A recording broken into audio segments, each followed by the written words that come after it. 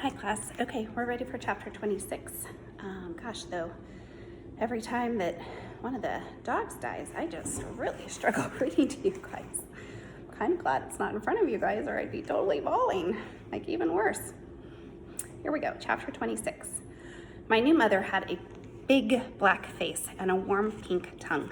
I stared up at her numbly the first time. I realized it was all happening again. It didn't seem possible, not after being Ellie.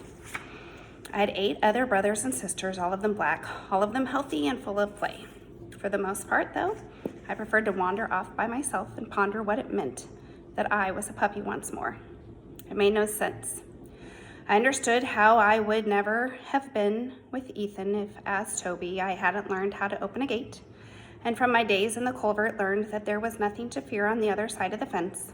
With Ethan, I learned about love and companionship, and I felt I was truly accomplishing my purpose just by accompanying him on his daily adventures. But Ethan also taught me how to rescue from the pond, and so when I was Ellie and learned how to find and show, I was able to save the little boy from the tunnel of water. I would not have been so good at work if I hadn't had the experience of being Ethan's dog. Jacob's cold distance would have been incomprehensible and painful to me. But now what? What could possibly happen now that would justify my rebirth as a puppy? We were in a well-kept kennel with a cement floor, and twice a day a man came in and cleaned it out and took us out into the yard to romp in the grass. Other men and women spent time with us, lifting us and looking at our paws, and while I felt joy coming from them, none radiated the special love that I'd had with Ethan and with Maya and Al. "Congratulations, you've got a fine litter here, Colonel," one of them said, holding me up in the air as he spoke. "Fetch top dollar."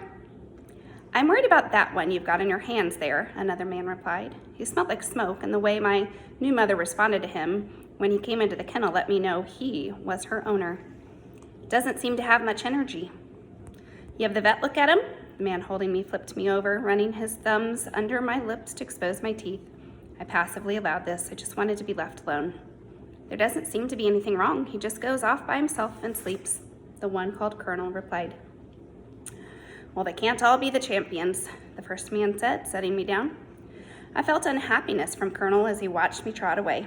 I didn't know what I could have done wrong, but I imagined I wouldn't be here long anyway. If previous experience had taught me anything, it was that people who had a litter of puppies liked them, but not enough to keep them. I was wrong, though. A few weeks later, most of my brothers and sisters were taken away by people, leaving just 3 of us left. I felt a sad resignation from my new mother, who had stopped nursing us, but who still lowered her nose affectionately when any of us approached her to lick her face. She had apparently been through this before. Over the next several days, people came to visit us and play games like putting us in pillowcases, jangling keys in front of us, and tossing a ball past our noses to see what we would do. None of this struck me as a very rational way to behave around puppies, but everyone seemed very serious about the whole thing. "A lot of money for one so small," a man remarked to Colonel. "Sire's a 2-time national field champion. Mother's placed in state 6 years in a row, won twice. I think you'll get your money's worth," Colonel said. They shook hands, and then it was just my mother and a sister I'd named Pounce because she always leaped on me as if I couldn't see it coming. With her other brother gone, Pounce was on me relentlessly, and I found myself wrestling with her in self-defense. Colonel took note of my more active relationship, and I felt something like relief coming off him. Then Pounce was taken away by a woman who smelled like horses, and I was all alone, which I have to admit was how I preferred it. "Have to lower the price, I guess," Colonel remarked a few days later. "Shame that." I didn't even raise my head or run over to him to try to convince him not to be disappointed in me, which he apparently was. In truth, I was feeling heartsick. I just couldn't understand what was happening to me, why I was a puppy again. The idea of going through training, of learning fine with someone other than Maya or Jacob, or living another life simply defeated me. I felt like a bad dog. I didn't race over to the fence to see people when they visited, not even when they had children. I didn't want to do that again either. Ethan was the only child I would ever be interested in. "What's wrong with him? Is he ill?" I heard a man ask one day. "No, he just prefers to be off by himself," the Colonel answered. The man came into the kennel and picked me up. He had light blue eyes and regarded me kindly. "You're just a mellow fellow, is that it?" he asked me. I sensed an eagerness inside him and somehow knew I would be leaving the kennel with him that day. I wandered over to my new mother and gave her a farewell lick on the face. She seemed to know it too and nuzzled me in return. "Give you $2.50, the man with the blue eyes said. I felt a sharp surprise in Colonel. "What? Sir, this dog's fraternity." "Yeah, I read the ad. Look, it's for my girlfriend. She's not going to take him hunting. She just wants a dog. You said you'd make a deal. Now I have to figure if you've got a 3-month-old puppy and breeding dogs is what you do, there's some reason people don't want this one. I don't think you want this one either. So I can go online and adopt a lab for nothing. I figure this one has all the papers and the pedigree. I'll go $250. Anybody else lining up to buy this dog? I don't think so."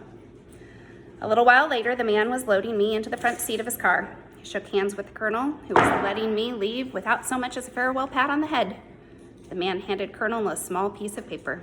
"If you're ever looking for a good deal on a luxury automobile, give me a call," the man said cheerfully.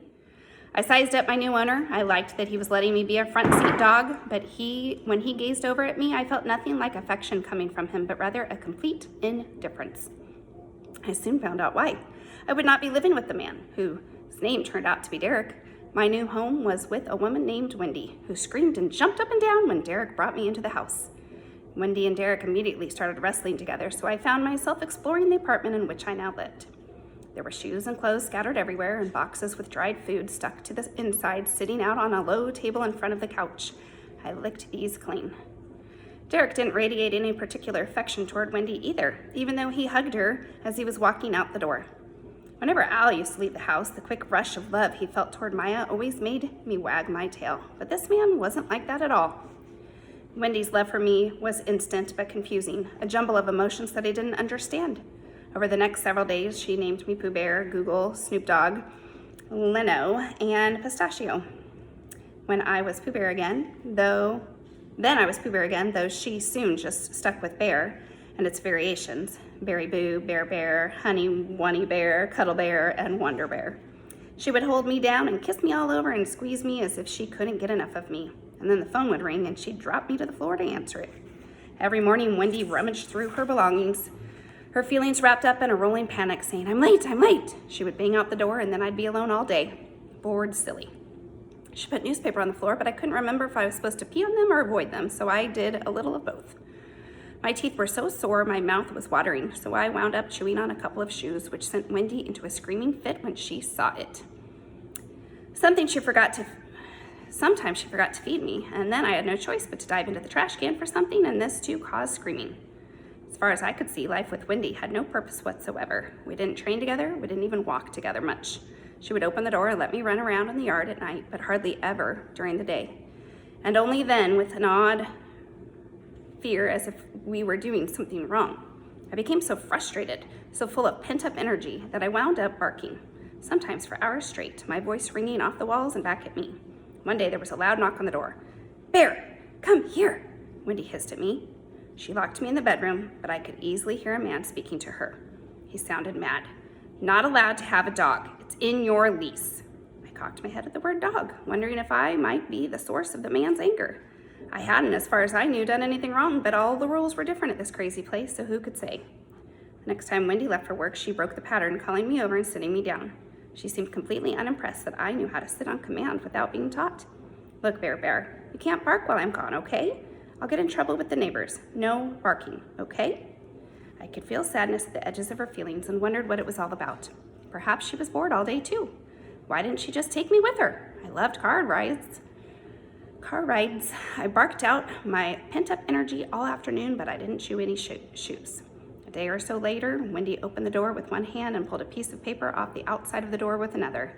I raced over to her, my bladder bursting, but she didn't let me out. Instead, she looked at the paper and then started shouting angrily. I had no choice but to squat on the floor. She smacked me on the bottom with an open palm and then opened the door. Here, you might as well go out. Everybody knows you're here anyway, she muttered. I finished my business in the yard. I was sorry I'd made the mess in the kitchen, but I simply hadn't had an option. The next day, Wendy slept in late, and then we got in the car and went for a long, long car ride. I was a backseat dog because of all the things piled on the front seat, but she did lower the window so I could poke my nose out it. We pulled up in the driveway of a small house with several vehicles in the yard. I could tell by the smell of them that they hadn't been moved in a long time. I lifted my leg on one of them. An older woman opened the door. Hi, Mom, Wendy said. Is that it? It's huge. You said it was a puppy. Well, I named him Bear. What did you think? This isn't going to work. Mom, I have no choice. I got an eviction notice, Wendy yelled angrily. Well, what in the world were you thinking anyway? He was a gift from Derek. What was I supposed to do? Take him back? Why would he get you a dog when you can't have dogs in the apartment? Because I said I wanted him to, okay? Mom, are you happy? I said I wanted a dog. God. The feelings the two women had toward each other were so complex. There was no way I could sort them out. Wendy and I spent the night in the tiny home, both of us a little afraid. There was a man named Victor who came home when it was dark, and he was so full of rage it made everything feel dangerous and crazy. While Wendy and I slept in a narrow bed in a cramped back room, Victor yelled in another part of the house, I don't want a dog here. Well, it's my place and I'll do what I want. What are we supposed to do with the dog? That's a stupid question. What does anyone do with a dog? Shut up, Lisa, just shut up. It'll be okay, Barry Boo. I wouldn't let anything happen to you, Wendy whispered to me. She was so sad I licked her hand in reassurance, but that just made her cry. The next morning, the two women stood outside and talked next to the car. I sniffed along the door's edge, waiting to be let inside. The sooner Wendy and I left this place, the better. Oh, Mom, how can you put up with him? Wendy said. He's not so bad. He's better than your father. Oh, don't start. They stood silently for a minute. I gave the air a sniff, carried with it sour fragrance of the garbage stacked up next to the house, which frankly smelled delightful. I wouldn't mind digging in and around there someday. Well, call me when you get home, the older woman finally said. I will, Mom. Take good care of Bear. Yeah. The woman put a cigarette in her mouth and lit it, blowing smoke out sharply. Wendy knelt beside me, and her sadness was so strong and familiar I knew what was coming. She stroked my face and told me I was a good dog, and then opened the door and slid inside without letting me in. I watched the car drive away without surprise, though I wasn't at all sure what I had done. If I was such a good dog, why was I being abandoned by my owner? Now what? The woman standing next to me muttered, puffing her cigarette.